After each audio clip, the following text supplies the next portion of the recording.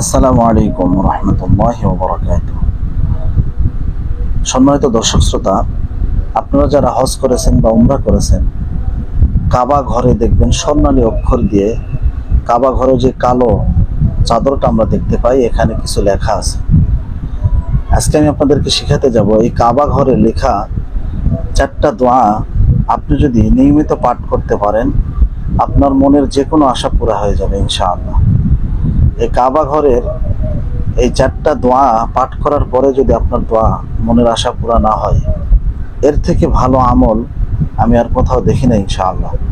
আপনারা প্রত্যেকেই আমলটি করার চেষ্টা করবেন। আজকে আমি আপনাদেরকে শেখাবো কাবা ঘরে স্বর্ণালী অক্ষরে কিছু দোয়া লেখা আছে।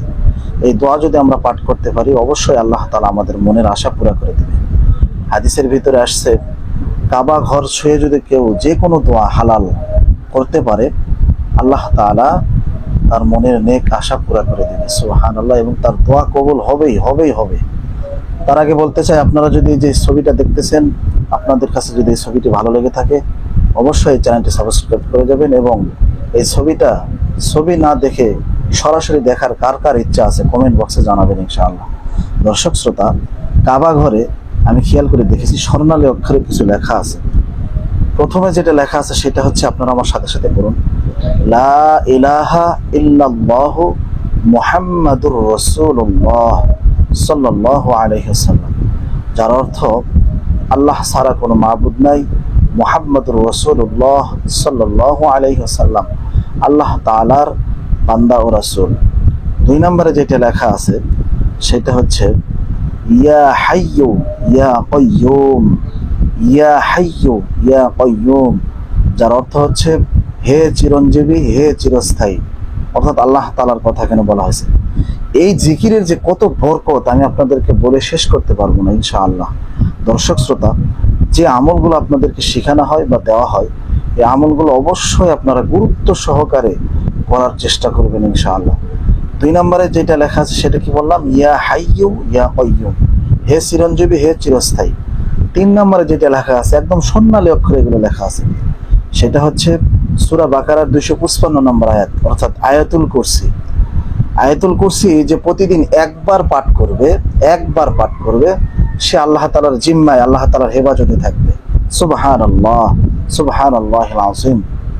দর্শক শ্রোতা, আয়াতুল কুরসিটা হচ্ছে, আল্লাহু লা ইলাহা ইল্লা হুয়াল হাইয়ুল কাইয়্যুম লা তাখুযুহু সিনাতুন ওয়া লা নাওম লাহু মা ফিস সামাওয়াতি ওয়া মা ফিল আরদ মান যাল্লাযী ইয়াশফা'ু 'ইনদাহু ইল্লা বিইذনিহি ইয়া'লামু মা বাইনা আইদিহিম ওয়া মা খালফাহুম ওয়া লা ইউহীতুনা বিশাইইন মিন 'ইলমিহি ইল্লা বিমা শা'a ওয়াসি'a কুরসিয়্যুহুস সামাওয়াতি ওয়াল আরদ ওয়া লা ইয়াউদুহু হিফযুহুমা ওয়া হুয়াল আলিয়্যুল আযীম।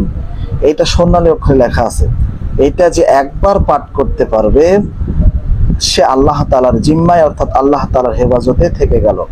সুবহানাল্লাহ, সুবহানাল্লাহ, শুকরিয়া, সুবহানাল্লাহ। 4 নম্বরে যেটা লেখা আছে সেটা হচ্ছে একটা জিকির, আমার প্রিয় একটা জিকির, সেটা হচ্ছে সুবহানাল্লাহি ওয়া বিহামদিহি সুবহানাল্লাহিল আযীম, সুবহানাল্লাহি ওয়া বিহামদিহি সুবহানাল্লাহিল আযীম, সুবহানাল্লাহি ওয়া বিহামদিহি সুবহানাল্লাহিল আযীম, সুবহানাল্লাহি ওয়া বিহামদিহি সুবহানাল্লাহিল আযীম।